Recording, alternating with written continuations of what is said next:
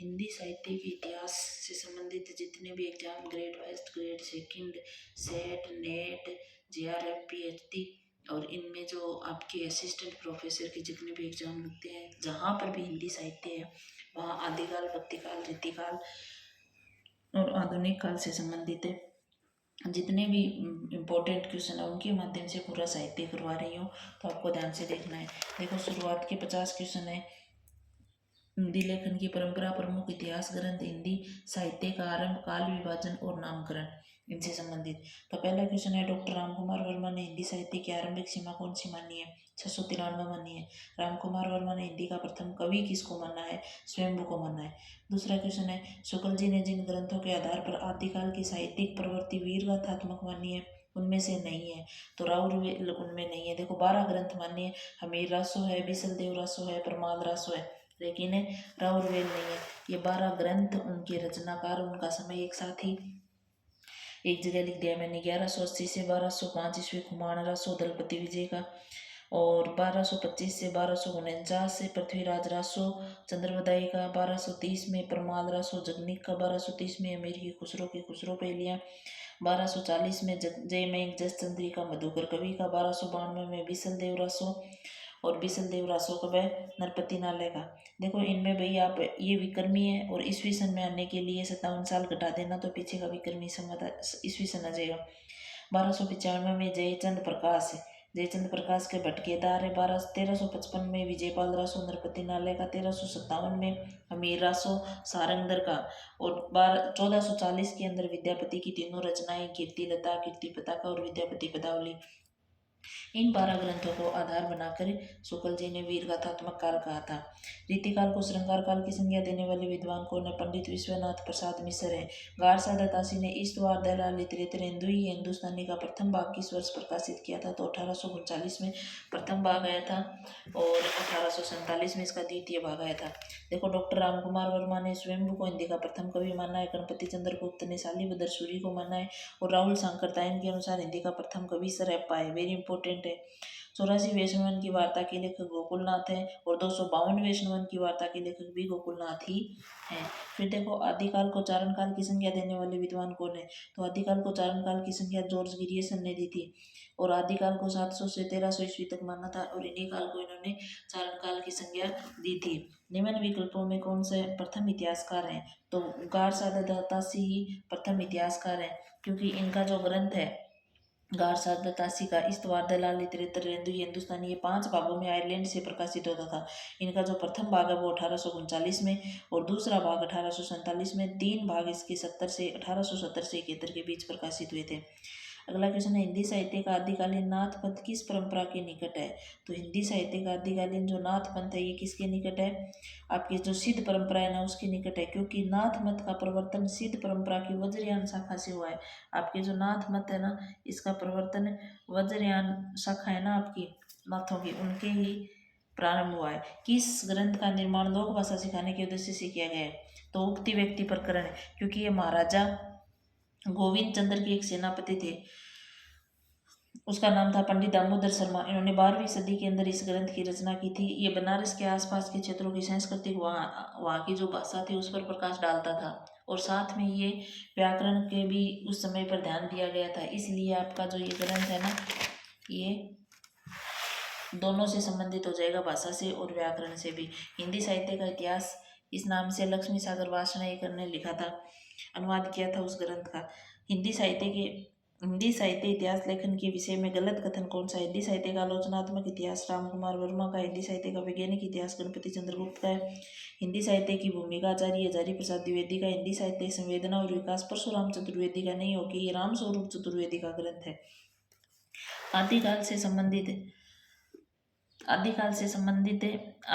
आदिकालीन साहित्य से संबंधित इनमें से कौन सा कथन सही नहीं है? एक कथन सही नहीं है, तो मैंने ये क्वेश्चन इस प्रकार से बनाए हैं सारे के सारे कि भी आप लोग इसमें सारी विशेषताएं आ जाए। तो देखो, दोहा आदिकालीन नब्य साहित्य का प्रमुख छंद है, सही बात है। चर्यापद एक प्रकार के गीत होते हैं जो सामान्यतः अनुष्ठान के समय गाए जाते हैं, सही है। आदिकालीन बौद्ध सिद्ध ने दोहा कोश के साथ साथ चर्या गीतों की रचना की, सही बात है। दोहा कोश और चर्या गीतों की भाषा शैली में कोई अंतर नहीं है, नहीं भी भाषा शैली में तो अंतर है ही। फिर देखो अगला क्वेश्चन, डॉक्टर राम कुमार वर्मा ने हिंदी साहित्य का आदिकाल यानी प्रारंभिक काल को किन नामों से पुकारा है? तो संधि काल एवं चारण काल। देखो केवल चारण काल आदिकाल को कहा था गिरियसन ने, और संधि काल एवं चारण काल कहा है राम कुमार वर्मा ने, याद रखना है ये। अगला देखो फिर, आदिकाल के कवि सरहपा की काव्य परंपरा में विकसित नाथ पंथ के हठ योग का पल्लवन आगे चलकर इनमें से किस कवि ने दिखाई देता है? तो ये आगे चलकर किस कवि में दिखाई देता है? आपके कबीर में दिखाई देता है। फिर देखो बरतेश्वर बाहुबली रास इसमें से किस काव्य धारा का ग्रंथ है? तो जैन साहित्य से संबंधित है, क्योंकि जिन रचनाओं के आगे रास, चरित, फागु लगा हुआ मिले वो जैन साहित्य की रचनाएं होती है। हिंदी साहित्य के इतिहास लेखन से संबंधित किस ग्रंथ में 693 से लेकर 1693 ईस्वी की काल अवधि को ही समाहित किया गया है? तो इसमें हिंदी साहित्य का आलोचनात्मक इतिहास में किया गया है राम कुमार वर्मा वाले। अगला देखो, चारण काल जॉर्ज गिरियसन ने कहा, प्रारंभिक काल मिस्र बंधुओं ने कहा, और आरंभिक काल गणपति चंद्रगुप्त ने कहा। आरंभिक भी याद रखना भी, आरंभिक और प्रारंभिक में अंतर होता है। तो बौद्ध, अगला क्वेश्चन है, बौद्ध धर्म के सिद्धांतों में देश की बदलती हुई परिस्थितियों ने जिन नवीन भावनाओं की सृष्टि को, उन्हीं के परिणाम स्वरूप सिद्ध साहित्य की रूपरेखा तैयार हुई। सिद्ध साहित्य के प्रादुर्भाव विषय के कथन किसका है? तो राम कुमार वर्मा का है ये, सिद्ध साहित्य के संबंध में। फिर देखो, हिंदी साहित्य के उत्तर मध्य काल को अलंकृत काल कहने वाले विद्वान कौन है? तो मिस्र बंधु है। अलंकृत काल किसने कहा? मिस्र बंधुओं ने। फिर ग्रंथ और लेखक सही नहीं है। देखो हिंदी भाषा और साहित्य, यह आपके बाबू श्याम सुंदर दास का है, क्योंकि हिंदी भाषा अपनी सुंदरी है। रीति काव्य की भूमिका नगेंद्र का है। हिंदी साहित्य का इतिहास धीरेन्द्र वर्मा का नहीं है, रामचंद्र शुक्ल का है। हिंदी साहित्य का अतीत विश्वनाथ प्रसाद मिश्र का है। फिर देखो कौन सा कथन सही नहीं है? राउरवेल में नायिका का नक्शिक वर्णन है, सही है। उक्ति व्यक्ति प्रकरण एक व्याकरण ग्रंथ है, दामोदर वाला 12वीं सदी में रचा गया था। बसंत विलास में बसंत और स्त्रियों पुरुष के पला विलासपूर्ण प्रभाव का चित्रण है, सही है। वर्ण रत्नाकर में काव्य शास्त्रीय तत्वों का विवेचन है, ये बात गलत है, क्योंकि काव्य शास्त्रीय तत्व नहीं है कि एक व्याकरण ग्रंथ है वर्ण रत्नाकर, काव्य शास्त्रीय ग्रंथ है नहीं है। अगला क्वेश्चन है, कौन सा कथन सही नहीं है? जैन कवियों की रचनाएं रास, चरित, फागु आदि शैलियों में मिलती है, सही है। सिद्धों की रचनाएं प्रमुखतः दो काव्य रूपों, दोहा कोश और चर्या पदों में उपलब्ध है। अगला है, वीर गाथाओं के रूप में लिखित रासो काव्य जैन रास काव्य में से भिन्न है, सही है। नाथ सिद्धों की वाम मार्गी भोग प्रधान योग साधना के पक्षधर थे, तो ये योग साधना के पक्षधर नहीं थे भाई, यही गलत हो जाएगा। फिर देखो अगला, भक्त नामावली के रचनाकार कौन है? तो भक्त नामावली के ध्रुवदास है। गोसाई चरित्र के रचनाकार कौन है? बेनी माधव दास है। फिर देखो अगला क्वेश्चन, किस विद्वान ने आदिकाल को सिद्ध सामंत काल कहा था? तो आदिकाल को सिद्ध सामंत काल राहुल शंकरदायन ने कहा था। अपभ्रंश का वाल्मीकि किस कवि को कहा जाता है? स्वयंभू को कहा जाता है। मैं हिंदुस्तान की तुत्ती हूँ, अगर तुम वास्तव में मुझे जानना चाहते हो तो हिंदवी में पूछो, ये कथन अमीर खुसरो का है। फिर देखो, हिंदी साहित्य का इतिहास लिखने वाले विद्वान शिव सिंह सेंगर का ग्रंथ कौन सा है? तो ये शिव सिंह सरोज है। फिर देखो, भारत की खोज नामक पुस्तक में जवाहरलाल नेहरू ने खोज की थी, तो भारत की संस्कृति के मूल तत्वों की खोज की थी। किसकी की थी? भारत की संस्कृति के मूल तत्वों की खोज की थी। इनमें से कौन सी पत्रिका राजस्थान से नहीं निकलती थी? तो राजस्थान से नहीं निकलने वाली पत्रिका कौन सी है? साक्षात्कार राजस्थान से निकलती है, मधुमालती निकलती है, संबोधन निकलती है, लेकिन अक्सर है ना वो राजस्थान से नहीं निकलती है। फिर देखो, सिद्धों की वाम मार्गी भोग प्रधान योग साधना की प्रतिक्रिया के रूप में आदिकाल के नाथ पंथियों की हठ योग साधना आरंभ हुई, सही बात है। सिद्धगण नारी भोग में विश्वास करते थे, किंतु नाथ पंथी उनके विरोधी थे। सिद्ध तो नारी में विश्वास करते थे लेकिन नाथ नहीं करते थे, तो ये दोनों ही कथन एक दूसरे की क्या है? पूरक कथन है। सरहपा का अन्य नाम क्या है? राउल वतर है। सरहपा का अन्य नाम क्या है? राउल वतर है। अगला देखो, रोडाकृत आदिकाल की शिलांकित रचना है, तो राउल वेल है, क्योंकि ये चंपू शैली में लिखी गई है। फिर देखो, कई नंबर कथन है, काल विभाजन का आधार भी समान प्रकृति और समान प्रवृत्ति ही होती है, सही बात है। नामकरण की सार्थकता इसमें है कि वह पदार्थ के गुण अथवा धर्म का मुख्यतः गोतन कर सके, सही बात है। ये दोनों ही कथन है सही है। फिर देखो, हिंदी साहित्य के काल विभाजन में संधि काल जोड़ने वाले विद्वान कौन है? देखो, संधि काल किसने जोड़ा था? राम कुमार वर्मा ने जोड़ा था, क्योंकि उन्होंने संधि काल और चारण काल कहा था।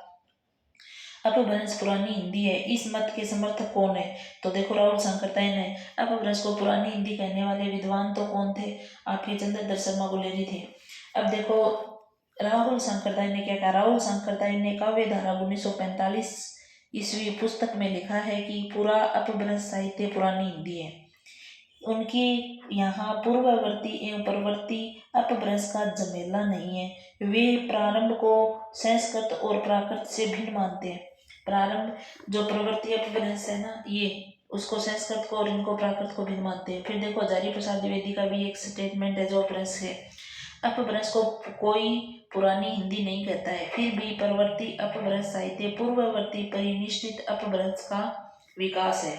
फिर देखो रामविलास शर्मा ने भी एक बात कही है, आर्य भाषाओं को अपभ्रंश से निकाला हुआ नहीं मानते हैं। उनका कहना है कि व्याकरणिक दृष्टि से अपभ्रंश हिंदी से भिन्न है, इसलिए अपभ्रंश से पुरानी हिंदी नहीं है। ये इनकी कथन है। फिर देखो जैन कवियों ने कृष्ण काव्य को क्या कहा है? तो जैन कवियों ने कृष्ण काव्य को क्या कहा है? हरिवंश पुराण ने कहा है। रीतिकाल को अलंकृत काल किसने कहा है? रीतिकाल को अलंकृत काल आपके मिस्र बंधुओं ने कहा है। मिस्र बंधुओं ने 8 भागों में बांटा है। देखो आरंभिक काल 700 विक्रमी से 1444 विक्रमी, पूर्व आरंभिक काल 700 से 1344, उत्तर आरंभिक काल 1344 से 1444, माध्यमिक काल विक्रमी संवत 1444 से 1680, पूर्व माध्यमिक काल 1444 से 1560, उत्तर माध्यमिक काल 1560 से 1680। फिर देखो अलंकृत काल 1680 से 1890, पूर्व अलंकृत काल 1680 से 1790, उत्तर अलंकृत काल 1790 से 1890, परिवर्तन काल विक्रमी संवत 1890 से 1925, वर्तमान काल 1925 से अब तक है। तो ये आपके मिस्र बंधुओं का काल विभाजन हो गया जो वेरी इंपॉर्टेंट है। आदिकाल को बीज रोपण काल नाम किसने दिया था? महावीर प्रसाद द्विवेदी ने दिया था। आचार्य हजारी प्रसाद द्विवेदी का पहला उपन्यास कौन सा है? तो बाणभट्ट की आत्मकथा। ये 4वें उपन्यास इनके। बाणभट्ट की आत्मकथा 1946 में लिखा गया। चारू चंद्रलेखा 1963 में लिखा गया था। गहवार नरेश जयचंद की पराजय के बाद के समय का चित्रण है इसमें। और पुंदरवा 1973 में लिखा गया था। इसमें समुद्रगुप्त के समय के उपन्यास को विषय बनाया गया है। और अनामदास का पौधा 1976 में लिखा गया था। और इसमें उपनिषद काल का काल्पनिक वर्णन किया गया है। रीतिकाल को अलंकृत काल किसने कहा था? तो रीतिकाल को अलंकृत काल किसने कहा था? अलंकृत काल तो मिस्र बंधुओं ने कहा था। और रीतिकाल को श्रृंगार काल किसने कहा है? विश्वनाथ प्रसाद मिश्र ने कहा है। श्रृंगार काल में रीतिबद्ध और रीति मुक्त दोनों कवि आते हैं। देखो श्रृंगार काल में रीतिबद्ध और रीति मुक्त दोनों कवि आते हैं, ऐसा मानते हैं। यदि देखा जाए तो आचार्य शुक्ल की काल को इतिहास श्रृंगार काल का संकेत मिल जाता है। देखो भक्तमाल है ना, इसमें पूर्वार्ध में कलयुग से पहले के भक्तों का उल्लेख है। इतिहास की दृष्टि से इसका उत्तरार्ध अधिक महत्वपूर्ण है। इतिहास की दृष्टि से देखें तो इसका जो उत्तरार्ध भाग है ये बहुत महत्वपूर्ण है। एक शुक्ल का स्टेटमेंट है जो बता रही हूँ। वास्तव में श्रृंगार और वीर इन्हीं 2 रसों की कविताएं इस काल में हुई हैं। प्रधानतः श्रृंगार की ही रही है। इसमें इस काल के रस के विचार से कोई श्रृंगार काल कहना चाहिए तो कह सकता है। ये शुक्ल जी का स्टेटमेंट है। फिर देखो अगला, भक्तमाल की रचयिता कौन है? भक्तमाल नाभादास का ग्रंथ है और 1585 में रचित। इसमें 200 भक्तों का जीवन चरित्र 316 छप्पियों में वर्णित है। नाभादास ने भक्ति का प्रचार करने के लिए लिखी थी, परंतु वर्तमान में ऐतिहासिकता की जानकारी के लिए महत्वपूर्ण है। नाथ पंथ के संदर्भ में उपयुक्त नहीं है। तो नाथ पंथ के संदर्भ में क्या सही नहीं है? तो हठ योग अंतः बुद्धि का साधन है, सही है। नाथ पंथ के प्रवर्तक मत्स्येंद्र नाथ नहीं भाई, ये तो इसके अंतिम है मत्स्येंद्र नाथ, तो नाथ पंथ के इसके प्रवर्तक हैं गोरखनाथ। गुरु की महत्ता, सही बात है। ईश्वर का निराकार स्वरूप, सही बात है। अब देखो नाथ साहित्य से संबंधित आप इतना याद रखोगे तो आपके सारे क्वेश्चन सही आ जाएंगे। राहुल शंकरदाई नाथ पंथ का विकास सिद्धों से मानते हैं। किससे मानते हैं? सिद्धों से मानते हैं। मत्स्येंद्र नाथ या मत्स्येंद्र नाथ अंतिम सिद्ध थे। अंतिम सिद्ध कौन थे? मत्स्येंद्र नाथ। इन्हीं के शिष्य गोरखनाथ ने नाथ पंथ का प्रवर्तन किया था। गोरखनाथ ने सिद्धों की भोग प्रधान वाम मार्गी योग साधना में बाधक माना है। गोरखनाथ ने सिद्धों की जो भोग प्रधान वाम मार्गी योग साधना है ना, उसको बाधक माना है। नाथ पंथ में ईश्वर के निराकार स्वरूप का, गुरु की महिमा का, प्राण साधना का, हठ योग का, शून्य समाधि का, वैराग्य का और कुंडलिनी, इन सब बातों पर बल दिया गया है। हठ योग का मतलब होता है बलपूर्वक ईश्वर से मिलना। अगर आपसे सीधा ही पूछ ले कि हठ योग का अर्थ क्या होता है, तो बलपूर्वक ईश्वर से मिलना। है का अर्थ सूर्य होता है, ठे का अर्थ चंद्रमा होता है। 7वीं शताब्दी से ही हम सिद्धों की रचनाओं को अपनी भाषा के प्रारंभिक रूप में पाते हैं। ये कथन किसका है? तो 7वीं शताब्दी सिद्धों की बात रामकुमार वर्मा करता है। फिर देखो अगला, दोहा कोश किसकी रचना है? सरहपा की रचना है। दोहा कोश किसकी है? सरहपा की। पुष्य या पुंड को हिंदी का प्रथम कवि मानने वाले विद्वान कौन है? शिव सिंह सेंगर है। इन्होंने अपने ग्रंथ शिव सिंह सरोज में 7वीं सदी के पुष्य या पुंड को हिंदी का प्रथम कवि माना है। शुक्ल द्वारा वीर गाथा काल नामकरण, शुक्ल के द्वारा आपके जो वीर गाथा काल नामकरण में सम्मिलित रचनाओं में नहीं है। विजयपाल रासो है, नहीं है। विजयपाल रासो है आपके, और पवन जरियो नहीं है। खुमान रासो है। दलपति विजय वाला सबसे पहले 1100 में लिखा था। ये कीर्तिलता है 1460 में लिखी गई थी आपकी विद्यापति वाली रचनाएं। निम्न में से प्रवृत्ति आधारित नामकरण नहीं है। प्रवृत्ति आधारित नामकरण भक्ति काल है, रीतिकाल है, पुनर्जागरण काल है, लेकिन भारतेंदु काल है, प्रवृत्ति आधारित नहीं है। अगला देखो, चौपाई दोहे का सबसे पुराना प्रयोग शायद यही है। जो कुछ पुराना साहित्य उपलब्ध है उसमें लगता है कि पूर्वी प्रदेश के बौद्ध सिद्धों ने ही इस शैली में लिखना शुरू किया है। सरहपा अभिषेक, ये कथन किसका है? तो ये कथन आचार्य हजारी प्रसाद द्विवेदी का वेरी इंपॉर्टेंट कथन है भैया। दोहा और चौपाई का सबसे पुराना प्रयोग शायद यही है, हजारी प्रसाद द्विवेदी की बात है। अगला देखो, सही नहीं है। शिव सिंह सरोज ने लगभग 1000 कवियों के जीवन चरित्र उनके कविताओं के उदाहरण सहित प्रस्तुत किया है, सही बात है। जॉर्ज गिरियसन ने इतिहास और ग्रंथ का हिंदी अनुवाद हिंदी साहित्य का प्रथम इतिहास शीर्षक से प्रकाशित किया है, सही बात है। जॉर्ज गिरियसन के कवियों और लेखकों को कालक्रमानुसार वर्गीकृत किया है, सही बात है। गारसा दत्तासी ने अपने ग्रंथ में कवियों को कालक्रमानुसार प्रस्तुत किया, नहीं भाई, उन्होंने तो वर्णानुक्रम में स्थान दिया था। इतिहास का इतिवृत्तात्मक लेखन सबसे प्रथम मिस्र बंधुओं विनोद में ही पाया गया, ये कथन किसका है? तो ये रामकुमार वर्मा का कथन है भाई। इतिहास का जो इतिवृत्तात्मक लेखन सबसे पहले मिस्र बंधुओं की मिस्र बंधु विनोद में ही पाया गया था, ये रामकुमार वर्मा का स्टेटमेंट है, वेरी इंपॉर्टेंट है। अपभ्रंश के कवियों को विस्मरण करना हमारे लिए हानि की वस्तु है। यह कवि हिंदी काव्य धारा के प्रथम सृष्टा थे, ये कथन किसका है? ये कथन आपके राहुल शंकरदयाल का है। आगे देखो, साधारण ईस्वी की 10वीं से लेकर 14वीं सदी के काल को हिंदी साहित्य का आदिकाल कहा जाता है। हिंदी के प्रारंभिक काल विषयक ये कथन किस विद्वान का है? आचार्य हजारी प्रसाद द्विवेदी का है, वेरी इंपॉर्टेंट है। अब एक और देखो, काल प्रवृत्ति का निर्णय प्राप्त ग्रंथों की संख्या द्वारा नहीं निर्णित हो सकता, बल्कि उस काल की मुख्य प्रेरणादायक वस्तुओं के आधार पर भी हो सकता है, ये कथन भी हजारी प्रसाद द्विवेदी का है। दोनों कथन हजारी प्रसाद द्विवेदी के वेरी इंपॉर्टेंट कथन है। मिस्र बंधु विनोद के विषय में सही नहीं है।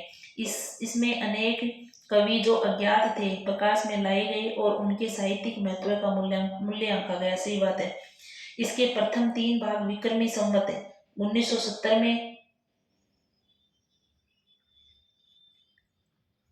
1970 और 1913 ईस्वी में, ईस्वी और विक्रमी याद रखना है, ये आपकी ईस्वी है 1913 ईस्वी और 1970 आपकी क्या हो जाएगा? विक्रमी। और चौथा भाग 1991 विक्रमी यानी 1934 ईस्वी में प्रकाशित हुआ था। प्रथम 3 भाग कब प्रकाशित हो गए थे? 4 भागों में प्रकाशित है। प्रथम 3 भाग तो 1913 ईस्वी में हो गए थे और चौथा 34 में हुआ था। चतुर्थ भाग साहित्य में वर्तमान काल से ही संबंधित है। चतुर्थ भाग है ना इनका, ये साहित्य में वर्तमान काल से ही संबंधित है। इसके चारों भागों में लगभग 3000 कवियों को विवरण मिलता है, ये बात गलत है, क्योंकि मिस्र बंधु विनोद कुल 4 भागों में प्रकाशित है, याद रखना है। हिंदी में सबसे पहले इतिवृत्तात्मक शैली मिस्र बंधुओं ने ही लिखा था, सबसे पहले इतिवृत्तात्मक इतिहास इन्होंने ही लिखा था। ये आपके 50 क्वेश्चन उसे हिंदी साहित्य से संबंधित जो काल प्रवृत्ति थी उनके हो गई। अब देखो, आपकी जो आदिकाल है ना, आदिकाल, अब आपके आदिकाल शुरू होता है और आदिकाल की रचनाओं की प्रमाणिकता, आदिकाल की प्रवृत्तियां, आदिकाल की रचनाकार कौन है, उनकी रचनाओं का परिचय और चंद्र बधाई, ये सब अब स्टार्ट होता है आपके। तो देखो, ये 50 क्वेश्चन अब आदिकाल से संबंधित रहेंगे। मोतीलाल मोनारिया के अनुसार बिसल देव रासो का रचना काल का समय है। बिसल देव रासो का रचना काल 16वीं शताब्दी माना है मोतीलाल मोनारिया ने, वेरी इंपॉर्टेंट है भैया। देखो, बिसल देव रासो नरपति नाल है और ये नरपति नाल गुजरात का कवि था। डॉक्टर नगेंद्र ने इसका 1155 ईस्वी का समय माना है। माता प्रसाद गुप्त ने इसका समय 14वीं शताब्दी माना है। देखो, अलग अलग माना है और ये पूछा हुआ क्वेश्चन भी है भाई मोतीलाल मोनारिया वाला। तो मोतीलाल मोनारिया ने कौन सा माना है? 16वीं, नगेंद्र ने 1155, माता प्रसाद ने 14वीं, तो इस रासो काव्य में भोज परमार की पुत्री राजमती ये नायिका है और विग्रह राज चतुर्थ क्या है, नायक है। अजमेर के चौहान राजा बिसल देव तृतीय, देखो विग्रह राज चतुर्थ को बिसल देव तृतीय भी कहते हैं। इनके विवाह का वर्णन, इनका वियोग और फिर इनका जो पुनर्मिलन होता है उनका वर्णन इस साहित्य में किया गया। बिसल देव वेरी इंपॉर्टेंट है, तो ये आपको याद रखना है। फिर देखो दूसरा प्रश्न है, पृथ्वीराज रासों में वर्णित घटनाओं तथा संवतों को बिल्कुल भाटों की कल्पना मानने वाले विद्वान कौन है? गौरी शंकर हीराचंद ओझा ने इनको भाटों की मानी थी। ओझा इसे अप्रमाणिक मानते हैं, तो इन्होंने कहा कि ये केवल भाटों की रचना ही है। गुणवंत हेमंत किसकी रचना है? सिद्धर पाठक की। गुणवंत हेमंत किसकी? सिद्धर पाठक की। बिसल देव रासो प्रधानतः काव्य है, कैसा काव्य? श्रृंगारी काव्य है। रासो आप वीर काव्य मत कर देना भाई, क्योंकि इसमें श्रृंगारिकता का ही वर्णन है पूरे के पूरे काव्य में, बिसल देव रासो में।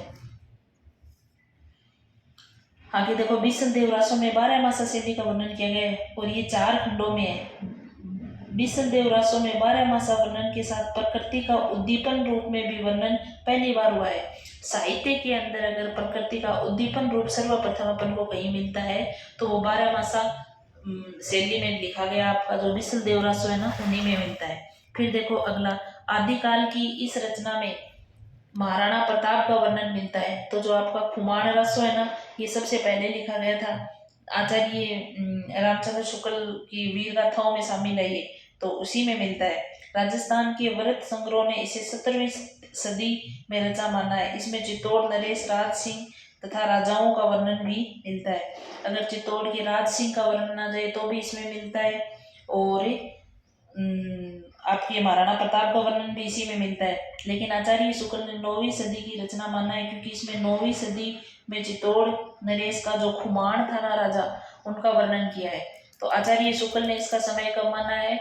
9वीं सदी माना है। आगे देखो, एक वान पहुई नरेश कये मास है मुकऊ उर ऊपरी पर हरियु वीर कश्यप तर चुकऊ, किस ग्रंथ में है? तो ये आपके पृथ्वीराज रासो में है, चंद्रवदाई वाले में। विद्यापति की रचना कीर्तिलता की भाषा है, तो कीर्तिलता की आपकी भाषा कौन सी हो जाएगी? अवहट भाषा, क्योंकि कीर्तिलता की भाषा कैसी है? अवहट भाषा है। कीर्तिलता में तिरहुत के राजा कीर्ति सिंह की वीरता का वर्णन है, अवहट भाषा। कीर्ति पताका में भी कीर्ति लता विद्यापति की है, और कीर्ति पताका में भी कौन सी भाषा है? अवहट भाषा में। इसमें शिव सिंह की वीरता का वर्णन है। कीर्ति पताका में तो शिव सिंह की है और कीर्ति लता में कीर्ति सिंह की है, दोनों की दोनों अवहट भाषा में है। विद्यापति की जो पदावली है ना, वो मैथिली भाषा में, इसलिए इसको मैथिल कोकिल कहते हैं। कीर्ति लता पाठ की दृष्टि से प्रमाणिक रचना मानी जाती है। अगर इन तीनों में से आपके पूछ ले कि प्रमाणिक रचना कौन सी है, तो प्रमाणिक रचना कीर्ति लता ही है, ये याद रखना है।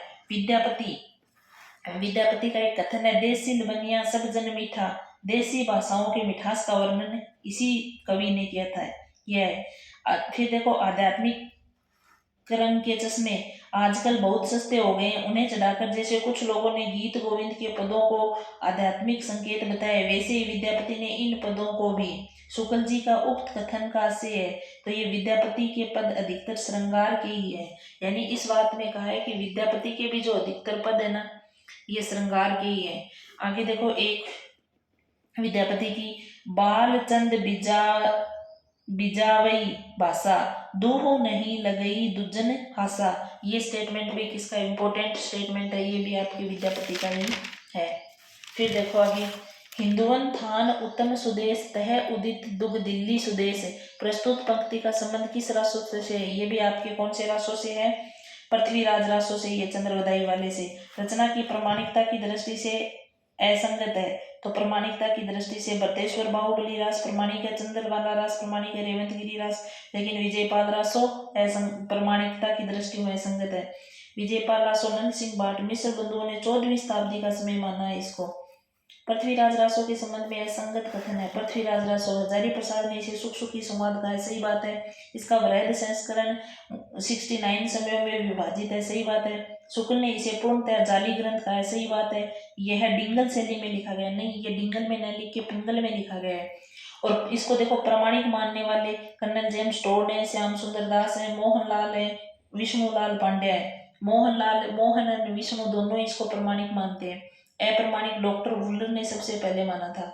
और पृथ्वीराज रासो हिंदी का प्रथम महाकाव्य माना था शुक्ल ने। पृथ्वीराज रासो को हिंदी का प्रथम महाकाव्य किसने माना था? शुक्ल जी ने माना था। अगला देखो, कौन सा रासो काव्य आलाखंड के नाम से भी जाना जाता है? तो आलाखंड के नाम से कौन सा जाना जाता है? आपकी परमाल रासो, आलाखंड परमाल रासो। इसका प्रकाशन 1865 में चार्ल्स इलियट ने आलाखंड के नाम से कराया था। बाद में नागरी प्रचारिणी काशी में पंडित श्याम सुंदर दास ने परमाल रासो यानी जगनिक के नाम से प्रकाशित करवाया था। परमाल रासो के लेखक कौन है? जगनिक। जगनिक कालिंजर की राजा परमर्दी देव भाट का कवि था। कालिंजर को राजा और परमर्दी देव वो जगनिक भाट कवि था। आला एक गीत शैली है जो बुंदेलखंड में गाया जाता है। आला एक ऐसी शैली है, गीतों की शैली है जो बुंदेलखंड की ओर गाया जाता है। अगला देखो, कुटिल केस सुदेश पोहे परिचितई फित सद कमल गंध बे संद हंस गति चलती मंद मंद। इनके रचनाकार गोलन चंद्र बधाई है। पृथ्वीराज रासो से ली हुई पंक्तियां हैं ये भी इनकी। फिर देखो, रचना और रचनाकार में सही नहीं है। प्रबंध चिंतामणि मेरुपुंज की रचना है ये, विनय चंद्र सूरी की नहीं है। पाहुड़ दोहा राम सिंह की, नेमिनाथ हरिभद्र सूरी की, नेमिनाथ हरिभद्र सूरी की है। भविष्य कथा धनपाल की है। अगला देखो, कौन सी रचना शिलांकित है? तो राउरवेल शिलांकित रचनाएं बताई थी आपको। 9वीं सदी में रोड़ा कवि द्वारा रचित पद्य के साथ गद्य के उदाहरण मिलते हैं जिसको चंपू शैली कहते हैं। और ये 9वीं सदी भी आता है, इसको 10वीं सदी भी मानते हैं। हिंदी भाषा की 7 बोलियों के शब्द मिलते हैं। हिंदी भाषा है ना, उसकी 7 बोलियों के शब्द आपके इस राउरवेल में मिलते हैं। रचना और रचनाकार के लिए सही नहीं है। श्रावकाचार देवसेन की है, परमाल रासो जगनिक की है, भरतेश्वर बाहुबली राजशाली भद्रसूरी की है, पाहुड़ दोहा राम सिंह की है। ये सभी की सभी रचनाएं सत्य कथन है। इंपॉर्टेंट की है भाई मैंने, क्योंकि देखो नेट जैसे एग्जाम में 5-5 ऑप्शन आते हैं, तो बीच बीच में मैंने वो साथ में भी ले लिए 5 ऑप्शन भी। और वहां पर तो फिर 5 में से भी चुनना होता है, ABC सही है, ABCD सही है, कैसे। तो हर प्रकार से बनाए हुए क्वेश्चन आपको इन वीडियो में मिलेंगे। आदिकालीन रासो साहित्य की प्रमुख प्रवृत्तियों से संबंधित कौन सा कथन सही नहीं है? तो आदिकाल के समय में इस साहित्य में राष्ट्र प्रेम का सुंदर चित्रण किया गया है। यही बात सबसे गलत है भाई, इसमें राष्ट्र प्रेम का कोई चित्रण नहीं किया गया है। युद्धों का सजीव वर्णन इस साहित्य में अन्यतम विशेषता है, सही बात है। इसमें शौर्य और विलासिता का स्वाभाविक और जीवंत चित्रण हुआ है, सही बात है। श्रृंगार रस और वीर रस का एक साथ चित्रण की महत्वपूर्ण विशेषता है, ये बात भी सही है। फिर देखो, व्यक्तिगत सौंदर्य के प्रदर्शन का चित्रण भी इसमें मिलता है। ये अन्य विशेषताएं हैं जो संकुचित राष्ट्रीयता का भावना या अभाव। देखो, राष्ट्रीयता की भावना कहीं मिलती है तो एकदम संकुचित मिलती है, या पूर्णतः इसमें अभाव ही मिलता है। विलासितापूर्ण सामंती जीवन का चित्रण, यहाँ पर विलासितापूर्ण सामंती जीवन का अच्छा चित्रण किया गया है। ये इनके लिए इम्पोर्टेंट है, आदिकाल से संबंधित विशेषताओं में ये जरूर याद रखनी है।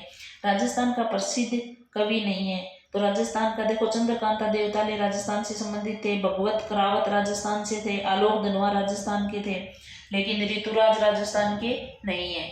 ऐसे याद कर लेना, राजस्थान में बारिश की कमी होती है, ऋतुएं वैसे ही रहती हैं, तो ऋतु राजस्थान से संबंधित नहीं है। आदिकाल की अत्यंत ही सरस रचना बसंत विलास के प्रथम संपादक हैं, तो केशवलाल हर्षद राय ध्रुव है। केशवलाल हर्षद राय ध्रुव ही बसंत विलास के प्रथम संपादक हैं। ये बसंत विलास बहुत ही सरस रचना है भाई। देखो, 84 छंदों में रचित श्रृंगारिक काव्य है ये। कैसा है? बसंत विलास से संबंधित, क्योंकि बहुत बार पूछा जाता है ये। श्रृंगारिक काव्य है, इसमें बसंत ऋतु और स्त्रियों पर पड़ने वाले विलासपूर्ण प्रभाव का चित्रण है। माता प्रसाद गुप्त के अनुसार 13वीं सदी में रचित है ये। इसके लेखक का पता नहीं चलता है, लेखक का पता नहीं है, लेकिन इसके जो प्रथम संपादक केशवराव हर्षद राय ध्रुव हैं, इन्होंने 1451 ईस्वी की एक हस्तलिखित प्रति के आधार पर इनका संपादन किया था। 1451 के अंदर इनकी एक हस्तलिखित प्रति के आधार पर इनका चित्रण किया था। परमाल रासों के आकार और भाषा में परिवर्तन होता रहा है, क्योंकि परमाल जो रासो है ना आपका, उसमें परिवर्तन होता रहा है, क्योंकि ये एक गीत काव्य गाया जाता है, और जब गाया जाता है तो लोगों को अपनी गाने की शैली या विशेषता के आधार पर बदलाव इसमें दिखाई देता है। इसे हेमचंद्र का सिद्ध हेम शब्दानुशासन है, एक व्याकरण ग्रंथ है। हेमचंद्र का सिद्ध हेम शब्दानुशासन कैसा है? व्याकरण ग्रंथ है। सारंग दर पद्धति किस विधा की रचना है?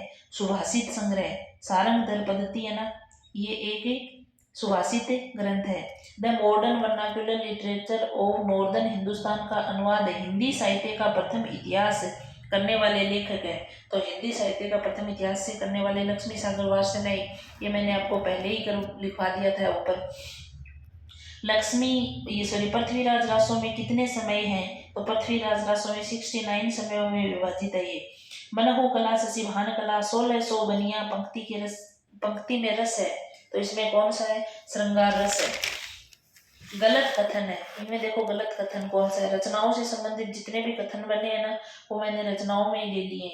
तो इसमें गलत कथन कौन सा है? देखो, चंदन वाला रास एक महाकाव्य है, यही गलत है, क्योंकि चंदन वाला रास एक खंड काव्य है और इसके कवि भी कौन है? आसगु हैं, और इसको 1200 ईस्वी में लिखी थी। ये रचना जालोर राजस्थान में लिखी गई है। दूसरा देखो, श्रावकाचार की रचना जैन आचार्य देवसेन की है, श्रावकाचार देवसेन की है। स्थूल भद्र रास की रचनाकार जैनी धर्म सूरी है, सही है। मुनि जिनी विजय ने भरतेश्वर बाहुबली रास को जैन साहित्य परंपरा का प्रथम ग्रंथ माना है, सही बात है भाई। मुनि जिनी विजय ने भरतेश्वर बाहुबली रास को जैन साहित्य की प्रथम रचना माना है। अब देखो, चंदनवाला रास एक खंड काव्य है, कवि आसगु ने 12वीं सदी में लिखा था, जालोर राजस्थान में इसकी रचना की थी। इसमें कौशाम्बी एक चंपा नगरी के राजा दधिवान की पुत्री चंदनबाला का राजा सतानिक के सेनापति ने अपहरण कर एक सेठ को बेच दिया था। क्या कर दिया था? उस चंदनबाला को एक सेठ को बेच दिया था। चंदनबाला अनेक कष्ट सहते हुए अपने अस्तित्व की रक्षा करती हुई जैन धर्म में दीक्षित हुई थी। तो ये सारी बातें इसमें इस रचना में आपको मिलती हैं। फिर देखो, वर्ण रत्नाकर ज्योतिश्वर ठाकुर की रचना है और मैथिली भाषा का शब्दकोश है। वर्ण रत्नाकर मैथिली भाषा का शब्दकोश है, याद रखना है भाई। मैथिली भाषा का शब्दकोश कौन सी रचना है? प्रश्न आ सकता है, तो वर्ण रत्नाकर ही है। मूल गोसाई चरित्र बाबा बेनी माधवदास की है। नेमिनाथ रास जैनी धर्म नेमिनाथ रास सुमति गुणी की है। नेमिनाथ रास किसकी है? सुमति गुणी की है। और शब्दानुशासन किसका ग्रंथ है? हेमचंद्र का ग्रंथ है। शब्दानुशासन किसका ग्रंथ है? हेमचंद्र का। वेरी इंपॉर्टेंट ग्रंथ है ये, चारों पांचों याद रख लेना भाई। अगला प्रश्न है, इस पुस्तक की भाषा को कवि ने स्वयं अवहट कहा था। इसमें बीच बीच में मैथिली भाषा के प्रयोग आ गए हैं। भाषा के अध्ययन की दृष्टि से इस पुस्तक का महत्व है ही। हजारी प्रसाद द्विवेदी का यह कथन किस कृति के संदर्भ में सही है? तो ये कीर्ति लता के संदर्भ में हजारी प्रसाद द्विवेदी ने कहा है, क्योंकि अवहट विद्यापति ने तो अवहट में ही इस रचना को लिखा था, लेकिन ये एक प्रमाणिक रचना भी मानी जाती है। लेकिन हजारी प्रसाद ने कहा कि बीच बीच में इसमें मैथिली के प्रयोग भी आ जाते हैं, क्योंकि मैथिली कोकिल विश्वनाथ ये विद्यापति है, तो अपनी भाषा के शब्द तो भी बीच में आ ही जाते हैं। सरहपा के संबंध में सही नहीं है। वे सिद्ध साहित्य के प्रारंभ करता थे। सरहपा सिद्ध साहित्य के प्रारंभ करता थे। वैसे ये लोक दोहा कोश इनकी प्रसिद्ध रचना है, सही है। इन्होंने अंतस साधना पर जोर देते हुए पंडितों को फटकार लगाई है, सही बात है। इनकी भाषा सर्वत्र सीधी सरल मानी जाती है, ये बात गलत है। इनकी भाषा सर्वत्र सीधी नहीं मानी जाती है। अगला देखो, शंकराचार्य के बाद इतना प्रभावशाली और इतना महिमान्वित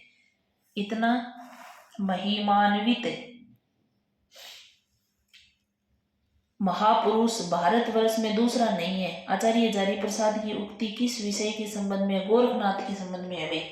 गोरखनाथ के संबंध में आचार्य ने कहा था कि शंकराचार्य के बाद इतना प्रभावशाली और इतना महिमान्वित महापुरुष भारतवर्ष में गोरखनाथ के अलावा कोई दूसरा नहीं है। डॉक्टर दशरथ शर्मा कुछ विद्वान पृथ्वीराज रासों के किस संस्करण को मूल रासों मानते हैं? डॉक्टर दशरथ शर्मा आदि कुछ विद्वान हैं जो किसको मूल रासों मानते हैं। वृहद संस्करण में कितने हैं? 16,306 छंद, मध्यम में 7,000 छंद, लघु में 3500 छंद, लेकिन सबसे छोटा है ना, सबसे छोटा संस्करण है 1300 वाला, इसको मानते हैं ये मूल रासों। फिर देखो, बीसल देव रासों के संपादन करता इसमें से हैं, यानी बीसल देव रासों किसका संपादन करने वाले इसमें से कौन है? आचार्य शुक्ल एवं दशरथ शर्मा एवं हजारी प्रसाद द्विवेदी, माता प्रसाद गुप्त एवं अग्रचंद नाहटा, हजारी प्रसाद द्विवेदी एवं अग्रचंद नाहटा।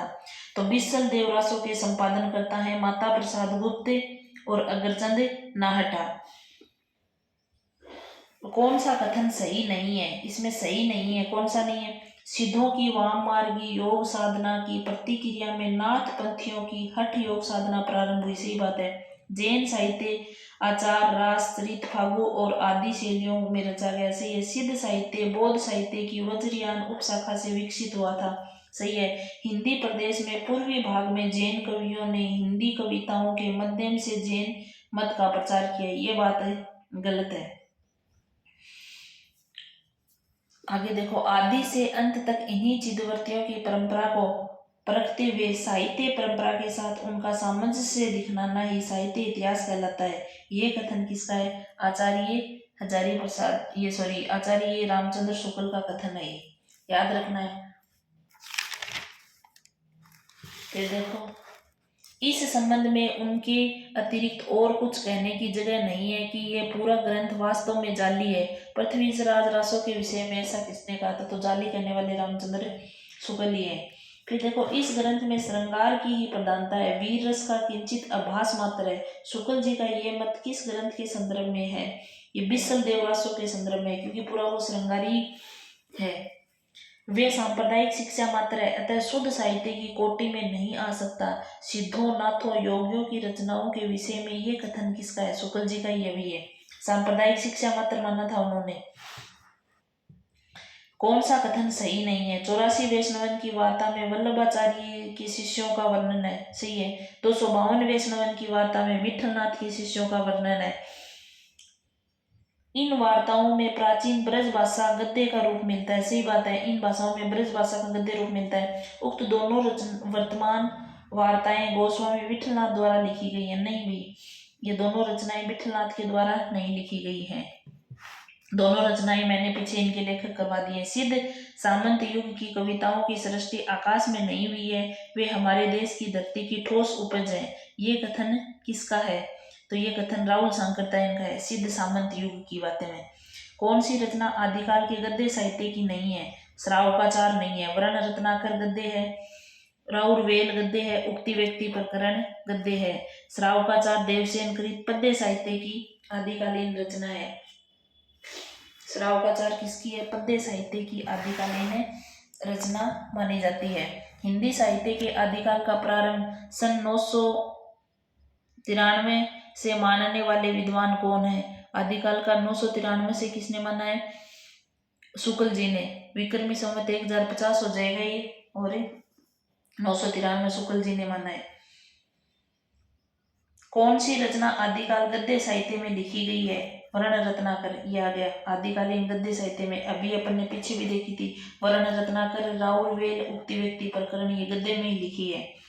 मैथिल हिंदी में रचित पद्य गद्य की पहली पुस्तक कौन सी है? वर्ण रत्नाकर ही है। ये प्रश्न पीछे भी मैंने बताया था आपको कि मैथिली हिंदी में रचित गद्य की पहली रचना वर्ण रत्नाकर। यह शब्दकोश ग्रंथ है, 14वीं सदी में लिखा गया था। और वर्ण रत्नाकर के लेखक कौन है? ज्योतिश्वर ठाकुर हैं। कुमारपाल प्रतिबोध 12वीं सदी यानी 1184 में। कुमारपाल चरित्र के रचनाकार कौन है? सोमप्रभ सूरी व हेमचंद्र। कुमारपाल प्रतिबोध के सोमप्रभ सूरी और हेमचंद्र है। सिद्ध साहित्य के अंतर्गत 84 सिद्धों की रचनाएं आती हैं जो प्राकृत में लिखी गई हैं। सही बात है, सिद्धों की प्राकृत में लिखी गई हैं भाई, और पैसाची अपभ्रंश में भी लिखी गई है। सही है। पूर्ववर्ती अपभ्रंश में भी लिखी गई है। सिद्ध पूर्ववर्ती अपभ्रंश के अंदर लिखी है। तत्कालिक लोक भाषा हिंदी में गलत बात है। इन सिद्धों की भाषा को संध्या भाषा भी कहते हैं। सिद्धों की जो भाषा है ना, इन भाषा को संध्या भाषा भी कहते हैं। सिद्धों और योगियों की रचनाओं का जीवन की स्वाभाविक अनुभूतियों और दशाओं से कोई संबंध नहीं है, अतः वे शुद्ध साहित्य के अंतर्गत नहीं आती हैं। ये आपके आचार्य रामचंद्र शुक्ल कहते हैं, क्योंकि उन्होंने तो ये बातें कही है। अगला देखो, हिंदी में ऋतु संहार के रचयिता हैं। हिंदी के अंदर ऋतु संहार सिद्धर पाठक की रचना है। सिद्धर पाठक की खड़ी बोली के प्रथम स्वच्छंदवादी कवि हैं। सिद्धर पाठक खड़ी बोली के प्रथम स्वच्छंदवादी कवि हैं, याद रखना भी। कालक्रम की दृष्टि से सही अनुक्रम है। सरहपा, पुष्पदंत, अधहमान, हेमचंद्र। सही है। सरहपा पहले पुष्पदंत की 10वीं है, अधहमान की 13वीं और हेमचंद्र की आगे इसके बाद की शताब्दी है। सरहपा 769 ईस्वी। सरहपा की कौन सी है? 769 ईस्वी। पुष्पदंत की 10वीं है, अधहमान की 12वीं, 11वीं 12वीं और हेमचंद्र की 12वीं। खंड भाषा पुराण जय पुराण कथित मया भाषा के संबंध में ये पंक्ति किस कवि की है? तो चंद्रोदय की पंक्ति है। किस कवि की है? चंद्रोदय की। दव का दादा कटोरी मिली जीव का दादा ने पूछाई पंक्ति में कवि है तो सतीलाल है। बोध गान उदुआ के संपादक कौन है? हरप्रसाद शास्त्री हैं। दोहा कोश किस भाषा का छंद है? अपभ्रंश भाषा का छंद है। अपभ्रंश भाषा के कुल 8 स्वर थे। अपभ्रंश भाषा के कुल कितने स्वर थे? 8 स्वर थे।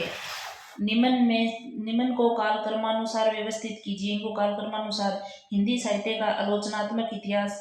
देखो, मिश्र बंधु विनोद सबसे पहले लिखा गया था 1913 में। हिंदी साहित्य का इतिहास 1829 में लिखा गया था। हिंदी साहित्य की भूमिका 40 में। हिंदी साहित्य का आलोचनात्मक इतिहास ये सबसे बाद में लिखा गया था। ये देखो, मिश्र बंधु विनोद 1913 में। मिश्र बंधु द्वारा हिंदी साहित्य का इतिहास 1929 ईस्वी में। शुक्ल द्वारा हिंदी साहित्य की भूमिका 1940 में। हजारी प्रसाद द्विवेदी का हिंदी साहित्य का आलोचनात्मक इतिहास 38 में। राम कुमार वर्मा का। तो ये आपको एक साथ से याद रखना है सारे ग्रंथ। रचना काल की दृष्टि से सही अनुक्रम है कुवल्यमाला, कथा, राउरवेल, उक्ति व्यक्ति, प्रकरण, वर्ण, रत्नाकर, यही क्रम है। क्योंकि कुवल्यमाला देखो 778 ईस्वी में उद्योधन सूरी का ग्रंथ है।